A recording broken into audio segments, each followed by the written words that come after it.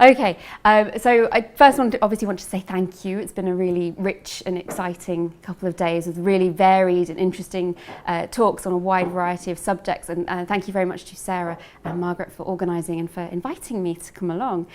And Sarah, as she said, has just given me the impossible task of trying to summarise all the history, she said. So I'm going to do my best to kind of bring together some of the themes and the topics that have spoken to me over the course of the last 2 days. And I want to start with something that Rachel said about food as kind of silly, it's frippery, it's not sensible, it's not what serious historians do.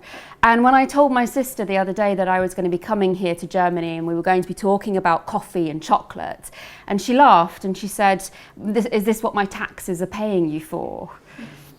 But as we've talked about a lot, food is really political, it's really important. And particularly if we think about it, it's quite often seen as it's the women's domain. So it's something personal, it's something in the home. But particularly as Anna was talking about in the case of Sweden, you know, the personal is political. It's not just about something which happens in private. How the food gets to us as the people is really important. And if there's any disruption to that, it causes massive consequences.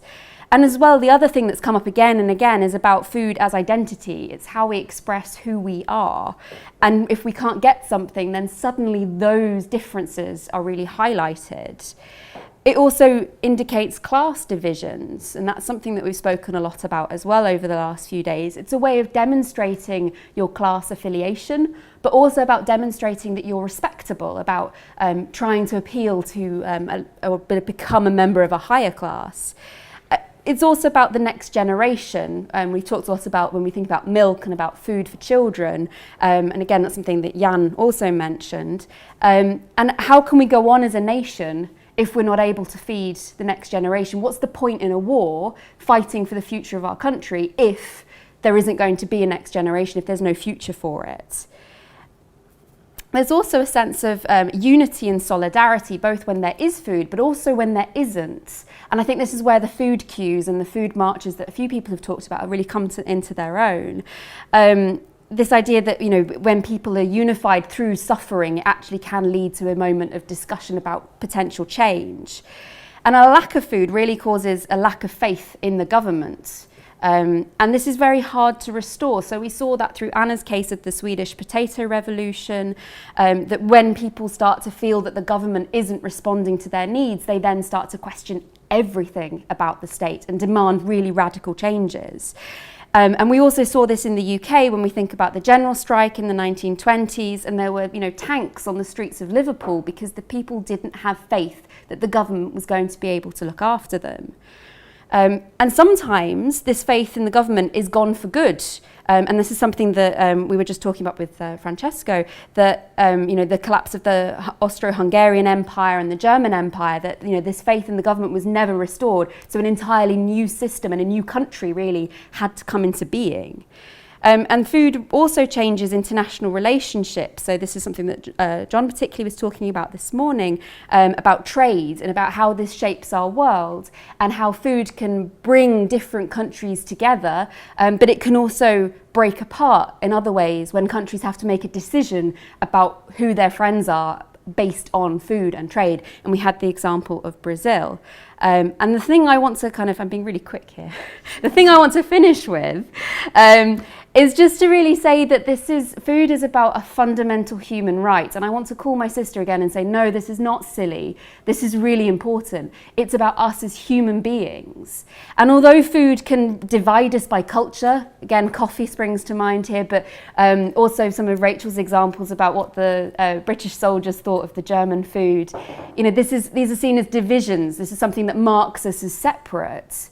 But actually, it can also unite us because it's the one thing we all have in common. Wherever you're from, whatever, you know, language you speak, whatever food is your cultural norm, we're all fundamentally the same. We all worry about the same things. We all need the same nutrition.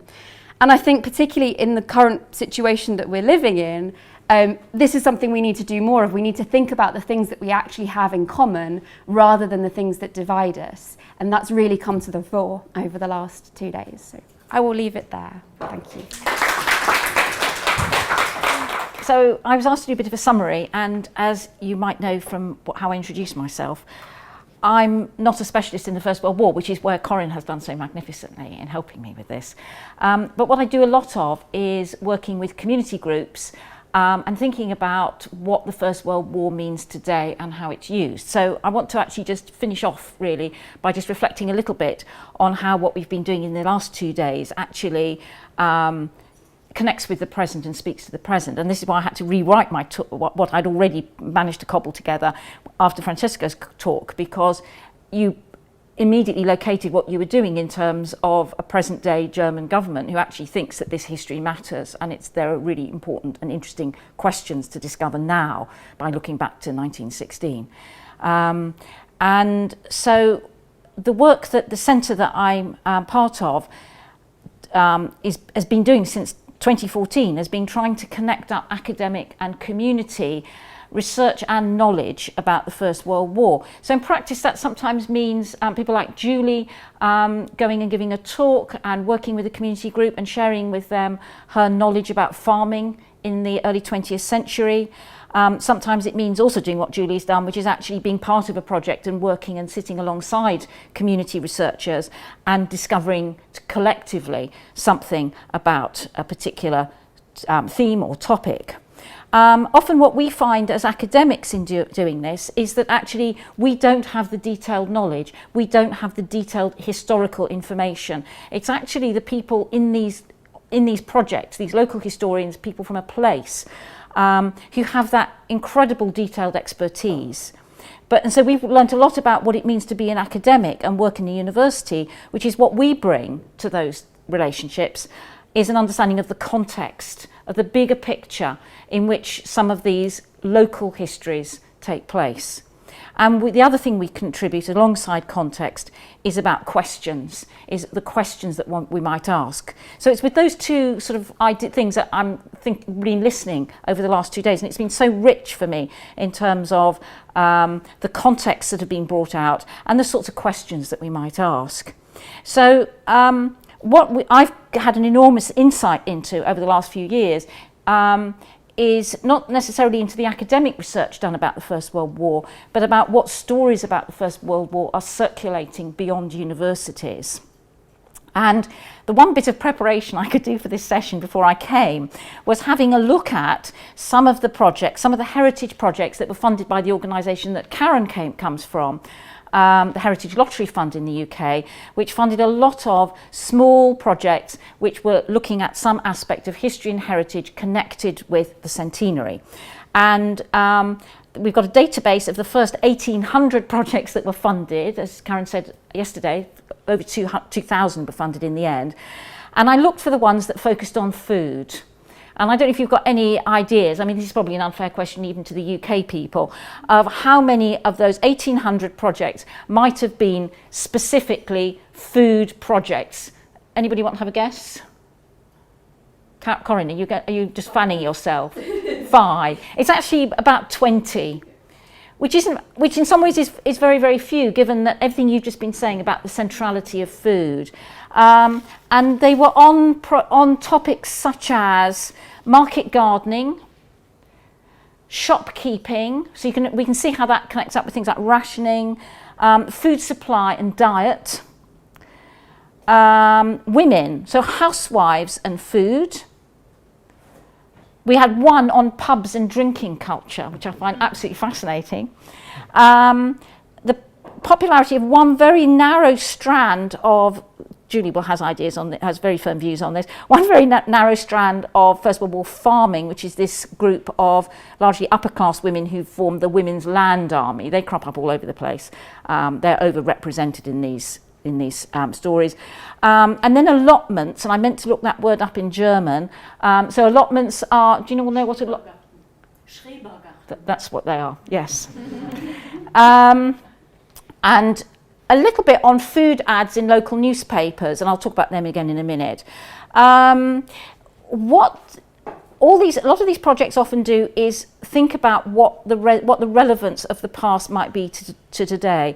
And these 20 projects, and more than a substantial proportion of them make a connection with healthy eating today. So they're wanting to use that past to talk about how people might eat more healthily in the present.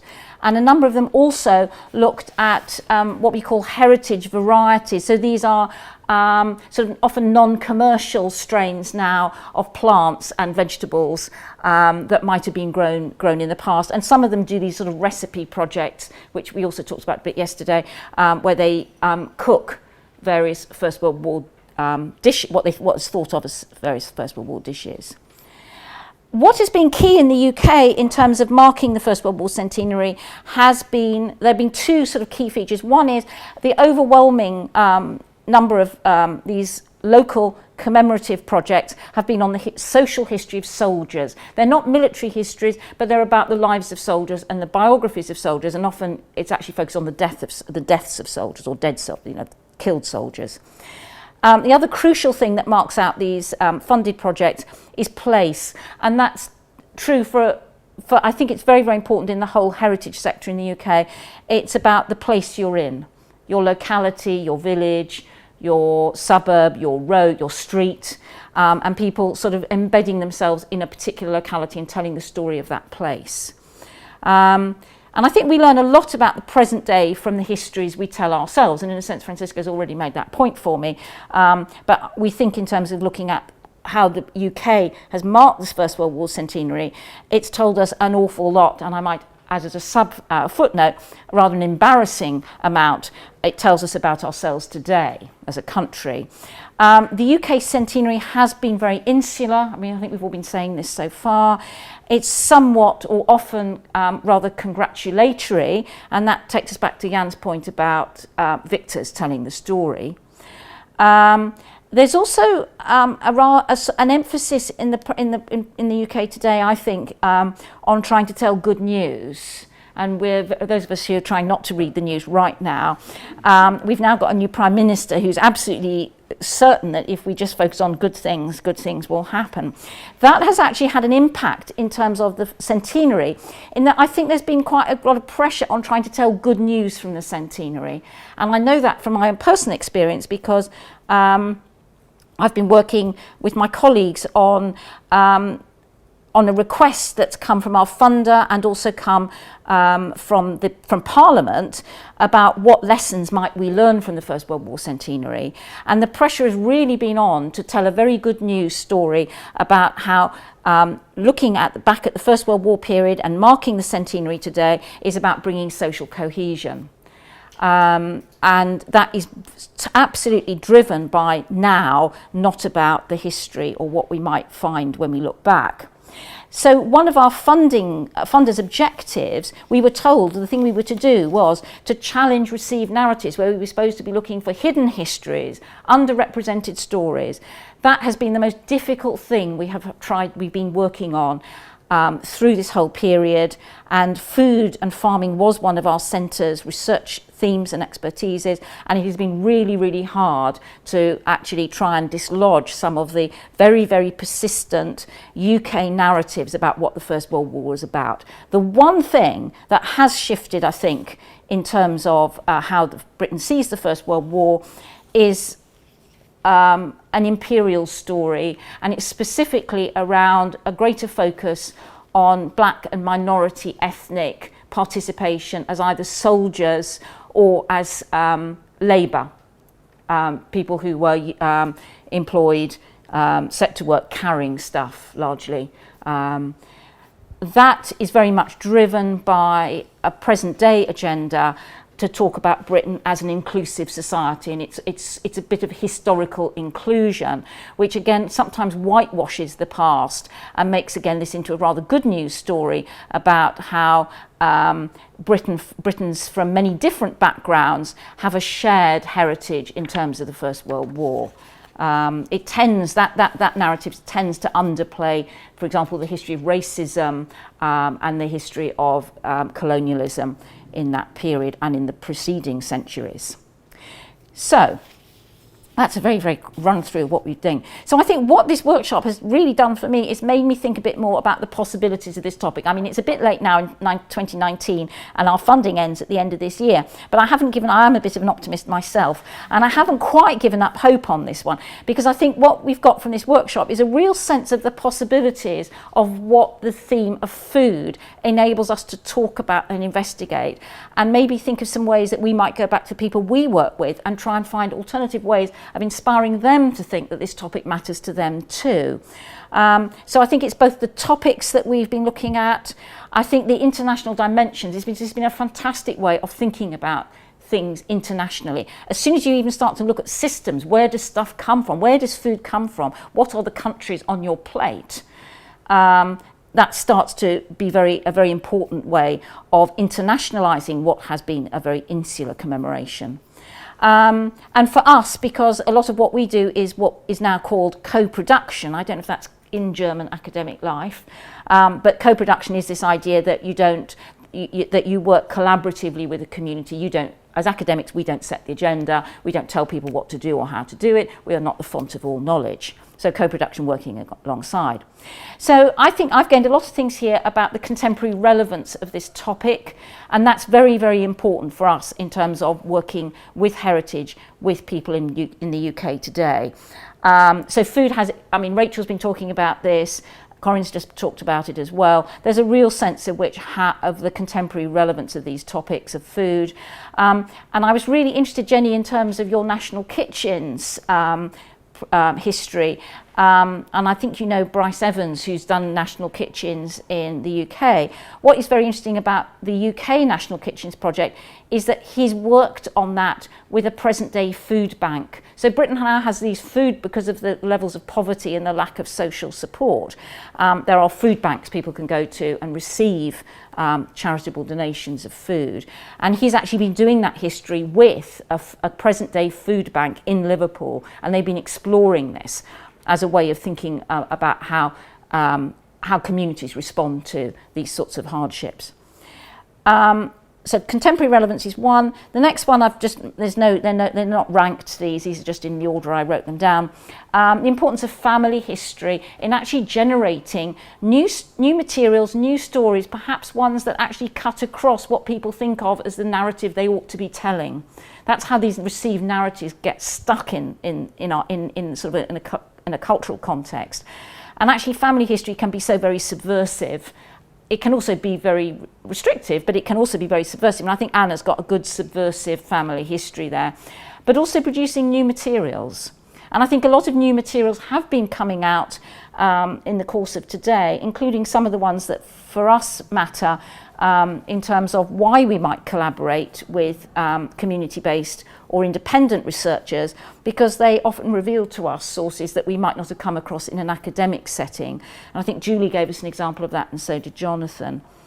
I think that given the dominance of the place agenda in UK heritage, I think actually starting with the notion of place, we've often told that story in terms of, you know, what goes on, the people in the place. But actually, Jan, your paper today has actually made me think a bit more about how that place might lead to some really interesting questions about power and government structures and locality. So I think that is a very productive area. And I think also linked to the importance of place, I think everybody here has been talking about national identity and about taste. The coffee talk, Chantal and Jonathan, your talks on coffee were telling us about taste. And I've sort of thought actually there's a sense in which taste becomes almost this analytic concept that we might use. It's a very experiential, it's a very common sense one, but it immediately takes us to this notion of sameness and difference. So I think some of the questions, this is just the final point, some of the questions I'm taking back are ones that actually are standard academic questions that we all ought to think about, which is comparing things, thinking about what's similar and what's different.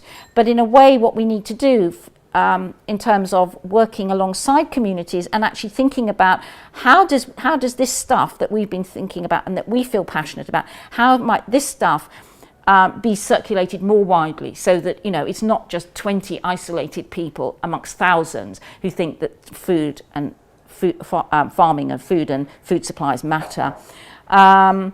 So I think this business of taste is important for that. I think also in terms of challenging this slightly complacent UK agenda and it's been sort of affirming, I might in a sense say, to hear so much about questions around social unrest, but also and think about war as an agent of social change. But again, the challenge for Britain is not to just do that winning the war type story. It's about again thinking about and not just doing it in terms of a series of other centenaries. War as agent of social change has sort of been translated into the UK as some women getting the vote. And I think again that we need to think about it much more widely, and we need to think more about class. Too often class is so powerful in Britain, as we know from Rachel's talk about even what people are eating. But often it gets elided and sort of not quite because of the pressure to see the past as a way of people coming together and sharing something. We miss the things in the past that were actually divisive and dangerous. This is where heritage also becomes dangerous, when we miss these things. So I'd now as my final two things to put on my list of things to taking back. So war as an agent of social change, and the other one we really ought to encourage communities to think a bit more about is black markets. I can't believe people haven't done more on black markets. So that is where I will leave us on that point. But what I really want to say, now I've got to the end, is vielen Dank, Margaret. It's been a fantastic time coming here. I want to thank everybody. I also want to thank international collaboration, because it's only because you and Jonathan talked to one another that the pair of you came up with this idea for us to meet the first time and then again to do it the second time. So it's a really big thank you to both Jonathan and to Margaret, and to thank you for all. But I feel as you're our new friends, as it were, our new international friends, and I hope we can sort of stay in contact and think about where we might take some things beyond this, because it's been such a pleasure and a real sort of breath of fresh air, I think, for those of us coming from the UK to be here. So thank you.